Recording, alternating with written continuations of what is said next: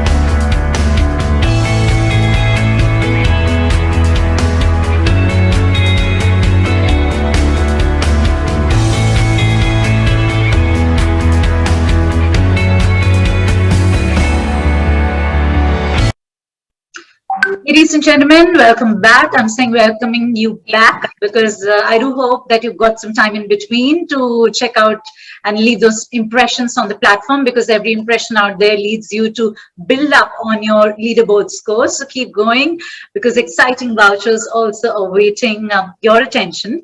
And with that, leading you all into the panel discussion that's coming up. And when we talk about 2021, that has already seen digital adoption in accelerated mode. Forget decent, ladies and gentlemen. Organizations are now looking to escalate their digital experiential peak for their customers. Well, how? We are going to find that out in the upcoming panel discussion with its much engaging content. Of course, an upbeat panel group that's awaiting backstage and all set to take the spotlight. So allow me to please warmly rope in our panelist, Mr. Piyush Jain, the Head Customer Experience, NSDM and Trade Marketing from Mars, Wrigley, India. With that, allow me to also warmly welcome Sethi, the Customer Experience Head from Spicejet. Let's also welcome Namrita, Mahindro, the Chief Digital Officer from Aditya Birla Group. Let's also welcome Washima Goyal, the India Head Perfect Order Experience, Amazon. We'll also be roping in as our panelist, Mr. Prasad, the MD and RVP India and SAARC from Zendesk. Let's also welcome Shekar, Murthy, the SVP Pre-Sales and Solutions and Professional Services, Yellow.AI. Well, the strings, the contours of this discussion will be held together by our session moderator, Somick Goswami, the partner and leader transformation, PwC India. And Somick, over to you with that. Hey, Shekar, thanks a lot and welcome panelists, and welcome everyone online.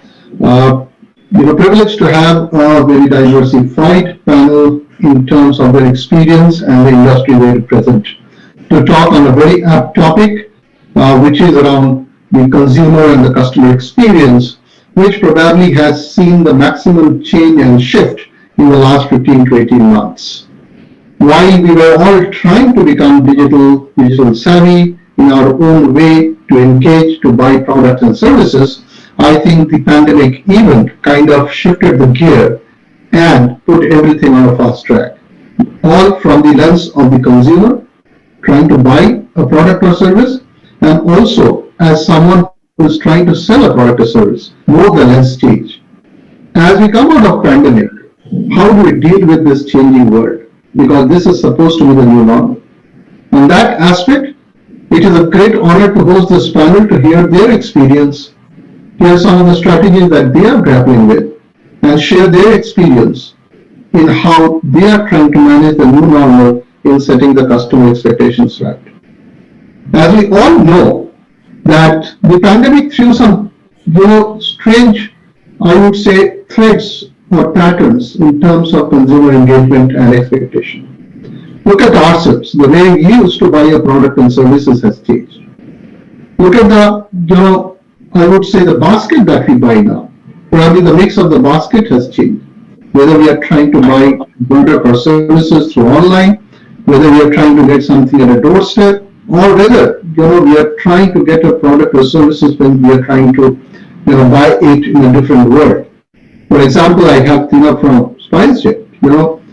When people are starting to fly now, what is playing in their mind? What is the kind of experience they want? It is very different from what they would have been thinking 15 to 18 months back. So panelists, welcome. And I would like to probably start off asking Piyush maybe, Piyush, you run a business which was very close to heart of people. People would go to a shop, try to buy your stuff. People would like to be attached to that particular product that you would sell. How do you see, because the demographic that you deal with is extremely different, how do you see customer experience and expectation that has changed in the last 15 months? Has that really shifted, or it's more myth than the actual truth? Thanks, Somick.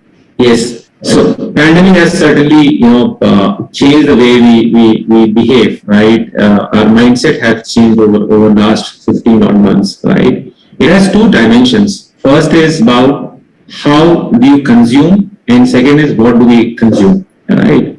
Now, there is, when I say what do you consume or as a consumer, there is a huge shift which has happened, right? And this has happened across gender, age, geography, and the biggest nudge to this change is safety, right? That played upon all of us as a consumer, as a marketeer, as a professional, right? So look at in our category where we used to, sell 1 rupee, candy. Now people are talking about fortification of candies, right? Now back then when first, round of lockdown happened, right? We used to go to mithai shop to have, something, out there in the sweet shop nearby. But no, we didn't have anything sweet to have, right? And safety was the biggest concern, and we were not even walking out to the store. Now what came handy is a shared bag of chocolate that I can share. Not only I can eat, not only to sort of treat myself, but also to the family, right? That's one change that happened. The other one is digital was always there, but safety and the entire pandemic has given it a biggest nudge, right? And I would want to put it into what I call a 3C theory, right? First is comfort, right? What happened is my needs did not get killed, right? My need was always there, and I wanted to satisfy through alternate ways, and that's when technology came, and I said that, like, can I shop in from my home? Can I get it delivered at my home? That's the biggest one, which is, can I do it my way? The second one is choice, and there could not be any better example than education. Look at students out from Kota, Jaipur, and Delhi of the world went back their hometown, and they were able to get the same experience of teaching and learning back there at home. Right? That could have been possible through digital, and that's an alternate way of doing it. And third is about customization. Now, if you look at, there is a consumer journey. Safety has given a nudge in terms of trial to happen of technology adoption. Then now it is getting into choices that we make, and now talking about the entire experience of customization, where each of us when we shop. So for example, when I shop an Apple phone or Apple any product from Apple, I have an option to get my name scripted on it, right? So that's an experience of its kind. So it has certainly changed. Now, what is also happening post-pandemic, and I'm referring to this as a consumer. Now, today, when the safety is not a concern as much as what there in the first wave and second wave, I want to walk up to the store. I want to see, touch, feel this stuff. And I was actually amazed when I was in the Decathlon store, right? I can see, touch, feel, but what has changed is I do not need to stand in the checkout queue. I have an app, I can pick up the stuff, I can scan there, make the payment and walk out the store, right? So that's a different thing that has happened, and that's something that I call it digital, right? So in my experience, there are a lot that has happened during pandemic, and there are a lot that is going to stay here, right?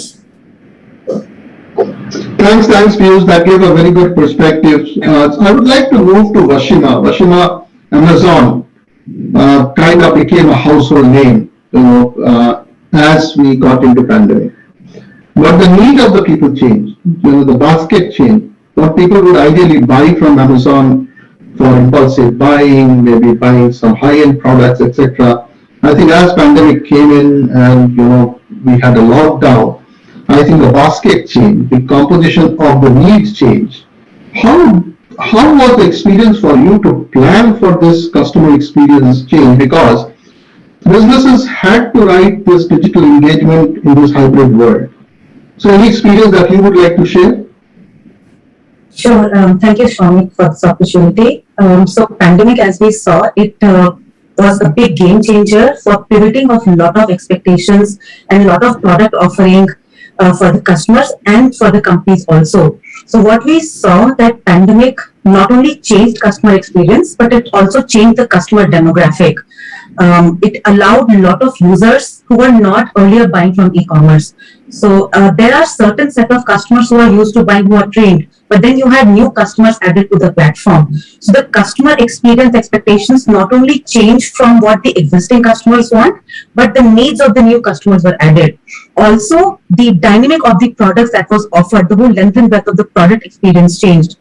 We have examples of companies that pivoted, the product companies pivoted, like fancy companies that were making alcohol and perfumes. They pivoted to making sanitizers to meet the needs. So the entire ecosystems of what the customers were, what the products were being sold, and sometimes what we forget, especially in e-commerce, there's a huge unsung segment which is the sellers. For your established companies, there's an established supply chain, but for e-commerce, sellers are an unsung part of customer experience, because at the end of the day, customer experience is not just about agility, it's not just about how quickly you respond, it's also about the product that they're receiving. So the process starts with the kind of sellers you have on your platform, and the pandemic increased the whole experience for sellers. The way it added more customers, it added more sellers also on the platform. These new sellers came from different walks of life, the new product that they were offering. So for companies like Amazon and other e-commerce platforms, it was difficult to filter out the product quality for these products. Sanitizers, masks, you would be okay in buying, let's say a mosquito killer repellent, which may not be at that perfect quality. But when it comes to a sanitizer or a mask, you are extremely particular about the quality, because it's a safety sensitive item. So the entire product makes user experience, user offering changed. So the pandemic kind of pivoted the e-commerce sector to put a lot of focus on the sellers that you're getting on the platform, because at the end, that mattered on customer experience. Because if you don't have an excellent product, the customer will reach back to you saying, hey, I'm not satisfied, it's fake, it's bad quality, it's not meeting my needs. So to ensure that you don't have to monitor customer experience, it's very critical to manage your supply chain, to have quick response mechanism onto it. Thanks, Vashina. That was quite insightful. And, I think the business that you are in kind of saw the first-hand change of customer expectations changing overnight. And you all probably had to fix a lot of things internally to ensure that the engagement with the customer in the hybrid world still kind of gives the same experience which was in the earlier normal. Coming to Tinha, you're in a business which kind of in the lockdown totally got grounded. So customer engagement or customer experience from a high came to absolute low. In such a situation, what strategy you had to keep still engaging with clients so that when things become normal, you can give them back the same experience with all the different boundaries of safety norms and protocols that were getting brought in, that was evolving, changing? What was going on in mind for somebody like you in the business that you run? Thanks, Somick, and thanks for including me in the panel. As you rightly said, there was a lot of impact as far as aviation was concerned. So, pandemic brought in a lot of changes. One, during the lockdown, we were completely grounded, and even when we started, we really had to ensure, that customers gain that kind of a confidence that it is safe and hygienic, and all COVID protocols are followed, when they are traveling. So we had to do a lot of reassurance and redoing a lot of things, a lot of focus on safety, health safety specifically, and following of COVID guidelines so that they feel safe when they're traveling together to another destination. What majorly impacted was, I think, the human connect as far as customer experience was concerned. So we used to have flyers who always want more and more personalized services, and connecting not only with the ground staff but also on board as far as their requirements were concerned. And there was a tectonic shift, I would say, wherein they no more wanted any human interaction because they wanted to be as much as possible, they wanted to be on their own only. So the human piece really went out of the window. We used to focus on service with smile, that no more held ground because of the contactless, focus on contactless travel. So the focus entirely shifted from a personalized service to making the customers feel safe. So that was during the travel period. But then I think a lot of focus we brought in as far as the communication piece is concerned. So because you need to keep customers informed, because there were so many changes in terms of travel guidelines and state guidelines, and you RT-PCR test, not only for domestic, for international air bubble travel also. So communication also gained a lot of importance during these times, and we had to find out different tools to ensure that our customers are updated, they are not denied boarding, or they are not stopped at any other destination or state and sent back. So that also played a key role. Also, we brought in a lot of alternate tools like WhatsApp bots or chat bots to communicate with customers, because during the lockdown period our volumes had almost increased 5 times, and it was very difficult to service customers. So there we took help of technology to service our customers, to ensure that each and every customer's queries are answered to, not even on social media but also on emails. But yes, on call center we had a lot of constraints, but then we opened a lot of tools, alternate options for customers to connect with us. I think these were the few challenges which we faced during pandemic, and they would continue till the normalcy is back. Thanks, Tinha. Good to hear the perspective of some of these businesses which went through huge impact, almost zero business for quite a long time as lockdown hit us. So great to hear your perspective. That brings me to a next set of questions. Maybe I'll put to Katie to start with. In terms of customer service tools, software. Every CDO, and I'll come to Namrita after this. Everybody was looking at some tools, technologies to engage more with customer. What is that I can do differently? How do I look at my short-term, medium, and long-term planning about customer experience? Customer experience is going to change, evolve with every product and services that you're looking about. What kind of conversations were you all having, with your customers who are looking to buy products and services from you. Somick, thanks for having me here. It's a real pleasure to be here and sharing this platform with esteemed, experienced CX enthusiasts. I was just listening to Piyush and Ashima and Tinha and what they're talking about. I broadly categorize, and I think all the world revolves around customer. And there no and that customer expectations have rapidly changed in 18 months or 20 months. Now, what happened? The customer now, how I describe the customer today is digital first, virtual every day. So I'm looking at a business, and I'm a business guy, and I'm looking at customer, and the customer would probably start the journey somewhere on a virtual digital platform. And like Piyush said, they could actually eventually have a physical interaction. In the case like Amazon's, it's completely digital experience, but digital is the prima facie first step of the way for customers to get it. Now, that was not the case before the pandemic in India, especially. Now, businesses, I think because of surge of volume, I think we talked about health and hygiene products, how they really, have embarked into journey but did not go through. But what really happening in the market and the businesses today, if you look at it in the last 18, 19 months, what really transpired, businesses have arrived into what I call experience economy. And why I call experience economy? Today, you might not be able to differentiate because your product catalog is very similar or same to what your nearest competition is. So how do you differentiate on products? You can't differentiate on products, you can't differentiate with experiences. That means everybody is trying to create the beautiful customer experiences that they want to get the share of wallet of a customer. So the businesses have moved into what I call experience economy, where the products and services are behind, but experience in the forefront of everything that they do. So it is the pivot that they actually wanted to engage with customers. But that's beautifully also matches what the customer expectations changing. But these two, where the rubber hit in the ground, is happening. I think Tinha touched upon a little bit on how she and Spicejet use technology.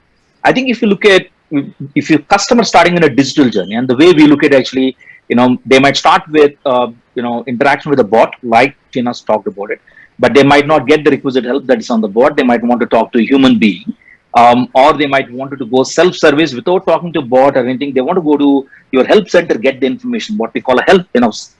This is called self-service, which is supposed to be giving them the highest, customer satisfaction. Now, there are plethora of social messaging channels have erupted in India. Now, India, and particularly WhatsApp, is on the rise. But there are also Instagram, Facebook Messenger, YouTube. You look at social messaging channels that the customer can embark on. I'm leaving Twitter and LinkedIn, which is the very older one. There continues to stay there, but a lot of social messaging. So, end of the day, when this experience economy, what could really thrive is a business and a customer talking to them as if like they talk to a friends and family. What I mean, it is what I call a arriving of a new technology called messaging. That means if you're a business, you got to start driving and defining a business all the way from automation, like Tinha talked about it, bots, but should have a smooth transition to maybe a help center or human being or whatever. But all in all, the customer, if they come back to you second time for the same query, they want you to remember everything that they've said already.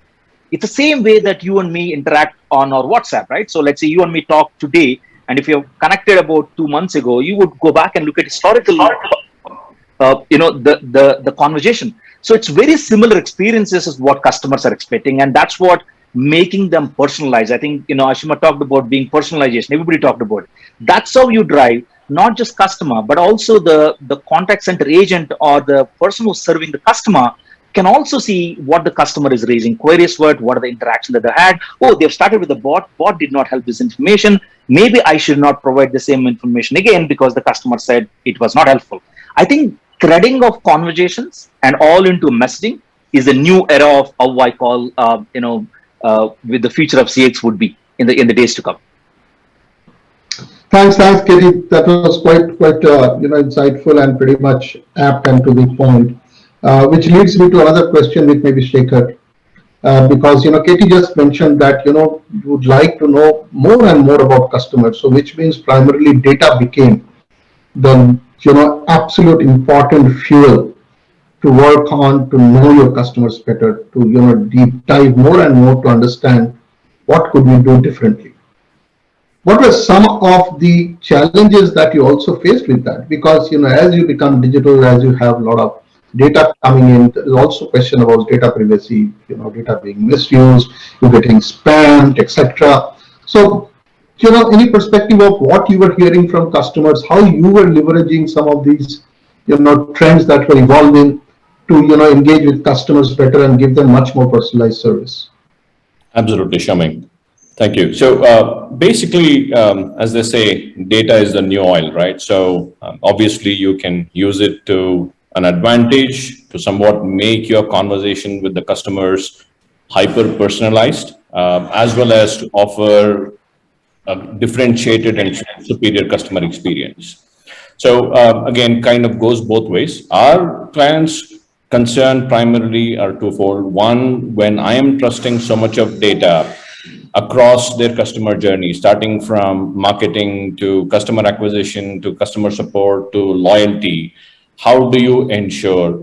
So obviously, in terms of being compliant across the board, be it in GDPR requirements, be it in PI, SPI information is of critical importance. So the systems that we build had to be extremely secure from the standpoint to even kind of cater to the needs of these businesses, because we are dealing with banks, we are dealing with insurance companies, and we are dealing with e-tailers. And what this also led to as an opportunity is basically the ability for product companies like Yellow to somewhat co-create with our customers. I mean, again, now we got a whole amount of data that allowed us to kind of move away from one solution to fit all to more of co-creating these products and solutions that are tailored to the needs of the ecosystem. So, I mean, again, the one size approach was totally redundant. Instead, we took on how do we kind of take these products, how do we take these services. With this data, we could cut across the barriers of demography, geography, language, time, and channel, and essentially bring in the components of the data that we had about the customer and be able to kind of help give very meaningful and personalized experiences to these customers. Thanks, Shekar. You mentioned a very important point of ecosystem, and I'll come back, and ask, or maybe, I get together about some of those. Let me come to Namrita. Namrita, thanks for patiently waiting. You are a CDO of a company. And if I break the CDO's role also during the pandemic into two buckets, the first wave, which was unexpected for all of us, we did not know what has hit us. It took us time to understand and then probably deal with it. The second wave, where we were probably a bit underprepared because we thought, the black swan event is over, but it just flew in again and hit us. I think CDO was in midst of every conversation in boardroom, and every businesses were trying to tell you, how do we become more adaptive, creative, and resilient? Does this kind of echo with some of the experiences that you went through? And if so, what were some of the conversations that you had around, changing your business models to be close to customers, to understand them better, to serve them better as well? Thanks, Somick. Pleasure being on this platform and being with all my esteemed co-panelists over here. Yes, I think, as you rightly mentioned, there were multiple conversations which were happening on multiple fronts. But for the purpose of this, forum, I'll focus on some of the customer conversations that were happening. So I think in the role of a CDO, I had to wear 3 or 4 different hats. The first hat was really around innovation, looking at innovating what kind of products we were coming out with, given that, we work in the chemical sector. So as some of my other peer panelists have also said, the need to look at, can we do something with the whole sanitization space? And, bringing out, so typically in the chemical space, our R&D cycles are on an average about 5 years, plus minus, some a little faster, some a little slower. We were looking at doing this in a matter of months as opposed to years. So I think that whole innovation around that, understanding what is it that the customer needs, what the market needs, and turning that around. I'll give you another different example of, what kind of needs our customers had and where we had to innovate. We have also within the portfolio an insulator business. And we do these large insulators, which we typically, sell to the rest of the world. The checks on the insulators are done physically. So we have our clients who fly down from different parts of the world and come and do the checks. This is where we realized that we needed to, for the first time, actually use technology to get these checks done, because there was no way that they could fly in, and we could not hold the pipeline of 18 months of insulators, till the physical checks were not happening. So while it started with, the Jugaad system of doing it on your phone or your iPad, from there we went to actually starting to use AR in terms of actually being able to provide a very, near real life experience using AR, so that the customers could actually inspect these insulators. So I would say the innovation was happening at multiple levels, whether it was from a product perspective, whether it was from a quality perspective. I think the second role that we had to take on was really in terms of, seeing how do we make sure that we are playing the role of a futurist. As we all know, demand and supply both were hugely disrupted. So we had an integrated business planning system, but the kind of volatility that you would typically see in this industry was, playing in a range. And with COVID, with the state of affairs with China, and with, what was happening in the rest of the world, that completely threw us off gear. So the need to look at integrated business planning, to look at demand sensing, because it was not just what our customers are doing, but it was also to understand the impact of the supply chain, also to understand what our competitors were doing. There were smaller competitors who were, having to lock down their plants for some time because of the fact that their supply chains were impacted. So the view had changed dramatically, Somick, in terms of, looking at playing this futurist role, doing a lot more scenario planning than we had ever done before, to be able to effectively deliver to our customers, on the promised timelines that we had talked about. I think the third and the last area that I'll touch upon is in terms of, the customer experience and the business impact that was emerging as a result. So given that we've been in B2B businesses, our customers run into hundreds, not even into thousands, forget the millions. So we've always had these one-to-one personal relationships. Suddenly, these were not possible to foster across any of our 9 businesses in the sector. And therefore, for the first time, it was a pull rather than a push to say, how do we actually start looking at simple things like a customer portal, which can provide that level of transparency, which can provide real-time information, etc. We started looking at e-commerce because of the complete volatility in the market. The need for saying, these are established customers. There were customers who went out of business. So the need to look at new acquisition of new customers to see how we could serve our existing customers better. I think e-commerce is something that, we are evaluating in a big way. And I think the third and the last thing, and maybe the most important part, was just the whole mindset shift which happened. The mindset internally which had to shift or got shifted as a result to serve our customers better.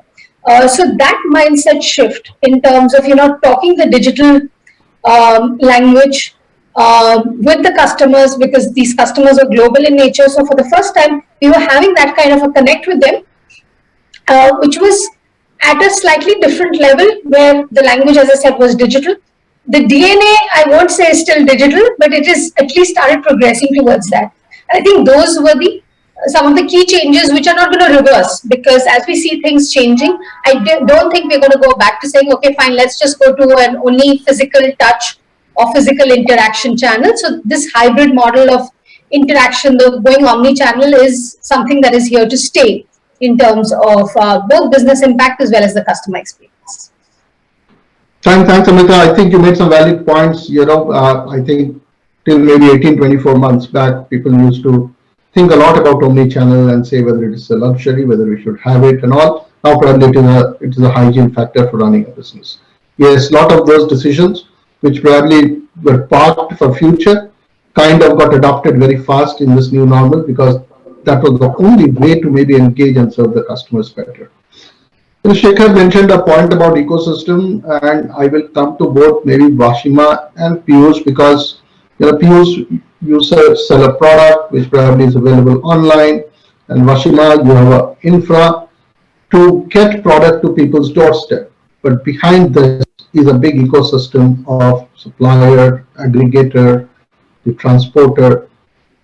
How was the challenge to grapple with these changing, points, and what kind of technology interventions helped you to, maybe overcome some of this? Because, you may have the product, but if you're not able to reach it to my doorstep in time, the customer experience breaks.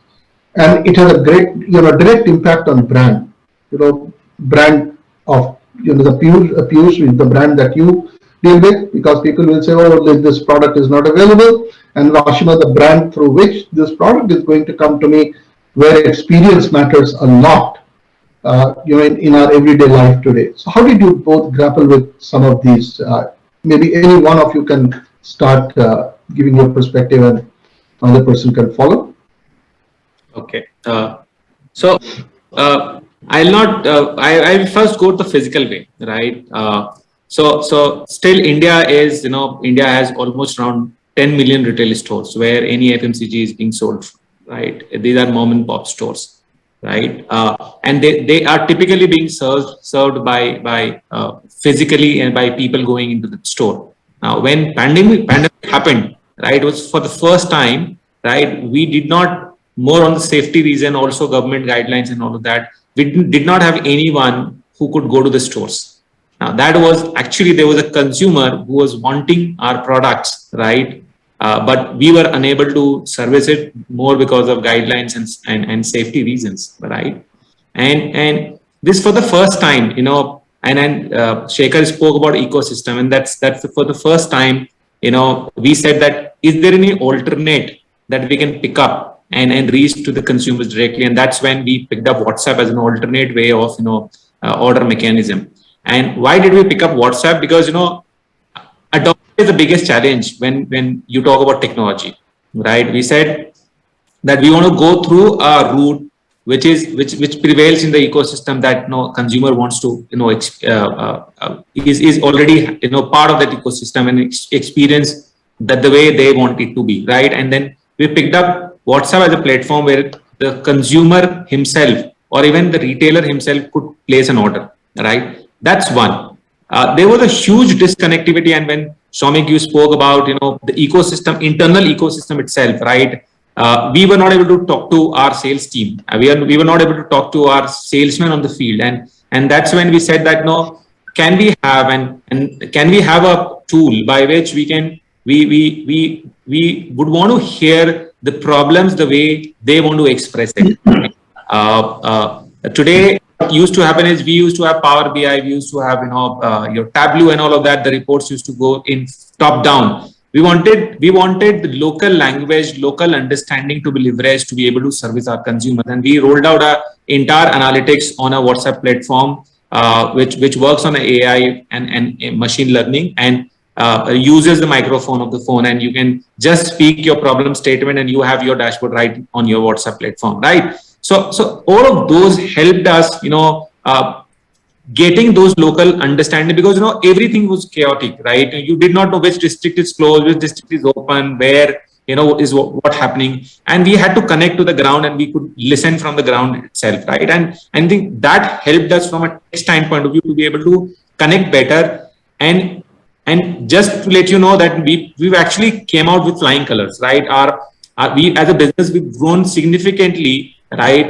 Post pandemic, even in Q3 and Q4 of last year until now, we never thought that this will be our growth. And today we are thinking about what about having an alternate way of increasing distribution, which used to be a physical way of doing it, right? That's one way we looked at the entire mom and pop store. Obviously, our e-com business has gone leaps and bounds, and it's been growing like,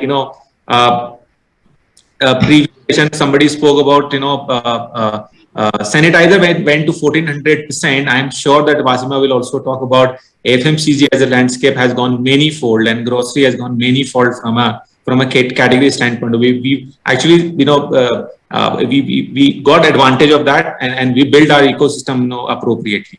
Yeah, so that's how this pandemic has helped, and actually taught us a lot of lessons that we otherwise we would have ignored. We always believe that if you go to reach to physical outlet, it is the manpower it is the salesman who has to go to physically. But no, that belief and that myth has been now challenged. Thanks, Piyush. Vashina, quick perspective from you. I'm just conscious of the time, but I want to ask few more questions to all others. Sure, Somick, and I'm glad Piyush went first because Piyush's company is an established big billion-dollar company, and imagine established players like that had to face challenges. So Amazon in the market, they actually uplifted the ecosystem for the entire supply chain. So if you look at Amazon, they are already on the best of the product stack in terms of servicing, providing, or the products. But then the supply chain starts from the supplier, then an interface of an aggregator, Amazon, and then to the end consumer. So what Amazon did was quickly adapt to the need of the sellers, either big sellers or even small sellers. Customers, the product mix was changing. So how to quickly adapt for the first mile and last mile delivery. So the technology innovations that e-commerce companies saw was in terms of how to enable their partners, that the entire supply chain went through a massive quick turnaround for the customer. So from supplier, enabling them to get online, education small suppliers, getting local regional flavor to them, quickly getting them online, and then first mile and last mile delivery support, picking products from them, providing them fulfilled by Amazon services, and then ensuring legal compliances or laws for delivery. Different states had different rules. How to quickly adapt to change. So in terms of technical innovations, Amazon did massive support for the partners, right from sellers to customers to first mile, last mile delivery partners, to ensure that the delivery was met. As Piyush mentioned, that their organization they had to quickly get onto the e-commerce model. So we had a lot of sellers coming in because there was a lot of demand from the customers. How to meet that demand, to get the right set of sellers on the platform. So the technological innovation was not just from Amazon product itself, but how can we lift our partners to have the entire ecosystem supported. Thanks, Vashina. I'll then quickly, because there's a lot of ecosystem and technology components being spoken about. So, quick perspective, a minute each, maybe from Katie and Shekar. Technology is changing at a breakneck speed. So any emerging technology you talk today can be an obsolete technology tomorrow morning. How do you drive adoption with your consumers, with your customers? Because that's the only way it can stick and drive benefits. Absolutely, Somick. Katie, it's okay if I go first? Please. Great, okay. So while technology innovations are imperatives to stay ahead of the game, change is never easy, and adopting to these changes is even harder, right? But in my experience, there are certain key aspects, if we kind of include as part of our innovation, that will help both the technology adoption from our customers as well as the employees, right? I mean, again, any company has, it's a digital first company with multiple systems, digital systems being touched. So a few key things again, one is obviously human-centric design. We need to enable human-centric design approaches to drive adoption. I mean, again, just imagine every employee in a company or every customer has an own personal Jarvis-like digital assistant. I mean, again, just like how Iron Man does. Basically to cater to the entire life cycle of a customer, either from an onboarding to an attrition, or from an employee perspective, or from a customer standpoint, from a marketing, all the way to eventually a customer support. The second one is omni-channel personalized experience. Again, today's customer want to talk to you on the channel of their choice and when they want to talk to 24/7, right? And they want to do it all in self-service and do it yourself mode. So key is having them the right choices, giving them the right choices as to the channels that they can pick. And lastly, I think it's also a matter of targeting the right channels. I mean, again, you cannot assume one channel is fit for all, different demographics, different geography, different channels that work great. And even automation on certain channels work great while others does not. So it's equally important to look at the right channels that you want to bring in these digital experiences. And then you need to have an ongoing connect with your customer, grounded in the realities of what they want, because now the customer is pampered and their change in sentiment changes significantly over time. So how do you listen to your customer? How do you adapt? How do you provide a wow and a superior differentiated customer experience is what's going to continue to drive people to adopt to the changing technology landscape. Katie, over to you. Yeah, I think, after whatever Shekar described, it's difficult to add, but I'll try. I think beautifully summarized, but two things in a tool selection. I think, the way you look at tool selection today and technology selection, I think that should be at the last of choices. First of all, you got to define what the customer experience journey is going to be. Define the experience journey.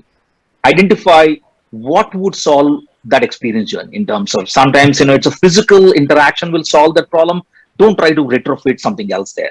If automation can solve a part of a journey, let's say it's a simple inquiry that you're trying to design, a customer wanted to come and ask about a product information. That's something probably written somewhere, but, customer doesn't have a time to go there. Maybe, automation can help.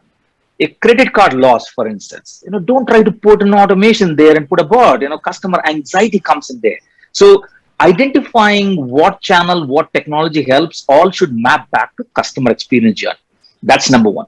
Number two, when you're trying to define, it's all those businesses out there and all those, people out there. When you look at picking up a technology in the market, don't try to put a technology that solves today's problem, but think about how it solves tomorrow's problem. Now, how do you do it? First and foremost thing you should look at actually is that customer, or when you're talking to a technology partner, will the technology partner has an ecosystem of other companies that they work with? Are there open technology that they're actually integrated with other systems? Ask that question. Now you got into the technology, it could be intellectual property. Is it a one-way traffic? Can you get out of it if you can't scale it? Ask one more question, last question. How companies have scaled with you as a technology company from nearly starting from ground zero to, let's say, thousands? Have you really scaled that level? If you put in all those elements in project technology consideration, probably you don't need to replace going forward. Because remember, it's agility, like Vashima said, it's not about replacing everything. It's about, are you reacting to the change that is coming across, and your technology choices that you made, is allowing you to make those changes fundamentally. It could be internal collaboration like a Slack or Teams. Can your current technology, jump in a conversation with a Slack or maybe Teams? Can it really bring in collaboration? Absolutely. There are technologies like they're available, but it's a vast topic. Somick, I'll leave it for a time consideration. Over to you, Somick. Thank you. I know we are at the top of the hour, but we started a bit late. Maybe I don't know if Tinha, you are still there. I wanted to ask a quick question to you and Namrita before we close. That has this pandemic shifted gears to be more tactical than being strategic, because we are all grappling with today's business, how are we today, or it is vice versa? Wearing a lens of a CDO and wearing a lens of a customer service, customer experience person from very two different business. How do you see this, evolving? So I just have to join another meeting. So I'll just quickly add one point that this change is going to remain here. It's only that how it gets modified in the coming times. We need to see that. The digitization which has happened in past 1.5 months, it really picked up pace, and not only from companies, organizations point of view, but I feel from customers angle also, as Katie had mentioned, they are now looking more, towards the self-servicing tools, more, things which they can do at their own end rather than, being dependent on human intervention. But yes, there are certain issues or complaints or concerns where the emotional angle plays a major role there. I think the human element would play, but I think majorly the transactions, the major non-value add transactions, which can be easily handled by bots and by artificial learning, that is majorly going to be handled by the bots and by other AI tools. So you can use your manpower, your skills, your workforce as per their skill set, and make them more trained and skilled to handle more complex and difficult problems. So I think that shift has already happened, and companies have understood the importance of virtual tools, digital tools to interact and service their customers. So this shift, would remain, and I'm sure with more digitization, the things would become more and more customer friendly and servicing customers in a virtual manner. So I'll take your leave, Somick, and thanks everyone. I'm quickly jumping. Yes, Yeah. No worries. Please move on. No worries at all. Thanks having you here. Namrita, over to you. Thanks, Somick.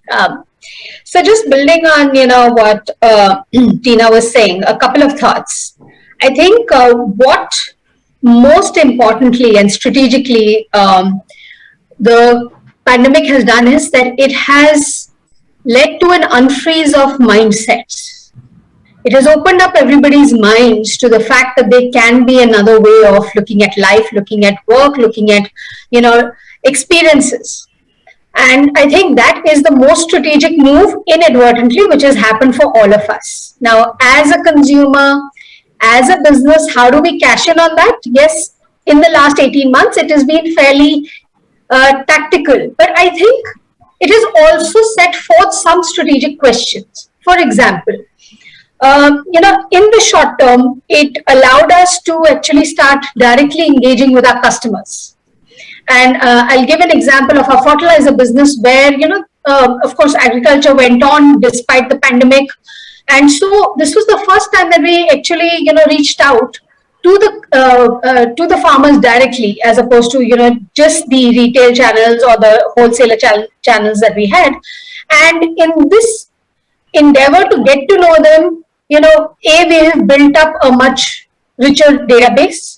Two, we've been able to start offering them services because the focus has become more outcome based as opposed to being, selling a product or a service. So it is about, we are in this journey with you in terms of making sure that you have a higher yield as opposed to saying we will sell you fertilizers. So I think that strategic shift has happened.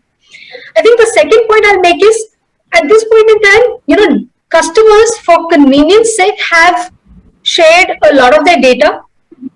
But I think as they step back and they start looking at this entire, situation, the question of data ownership, which has been there since prior to COVID period also, is going to become far more pronounced. And I think that is something that as a business, we need to think about, because eventually we've started seeing shades of it in terms of, the ownership of data by individuals.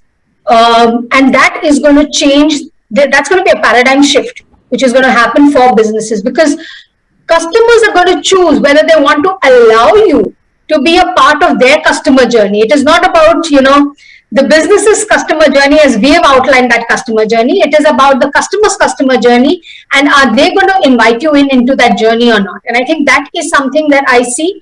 GDPR was one instance of, one flavor of that we got in the pre-pandemic world.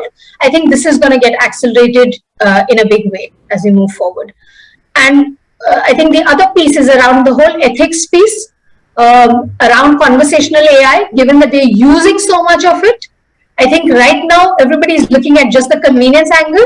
There are going to be some very pertinent questions which are going to come up in terms of, I'm sharing this information with the bot. What are you doing with it? I'm storing something on social media. Where is it getting stored? Those kind of questions are going to come back from customers as they get, or from consumers as they get more educated about the digital space. And I think that's something that we should strategically prepare for. So with that, I'll sort of pause. Thanks. I know we have run over time, so I'll just probably summarize and hand it over to Shekar. Personally, it has been a great learning from me, hearing 6 of you, very different perspective. But one theme that was in common is that the customer needs and expectation will change. We need to ensure that we are on our toes to understand them better by leveraging the digital technology, working with the ecosystem, and co-create the products and services to ensure that the customer expectation that is continuously changing is managed better and efficiently. With that, over to you, Shekar. Thank you very much, Somick, and thank you to you for weaving the conversations, and to you panel for those, I would say, connected conversations that did indeed decode the nuances around the future of CXM, if we talk about. So, ladies and gentlemen, that was an attempt to build roadmaps from the experience. And up next, you all got to gear up for a storytelling experience from our upcoming speaker. Enjoy the engagement zone, the experience zone. That's what it is called, right? So enjoy that. In the meanwhile, we'll be right back.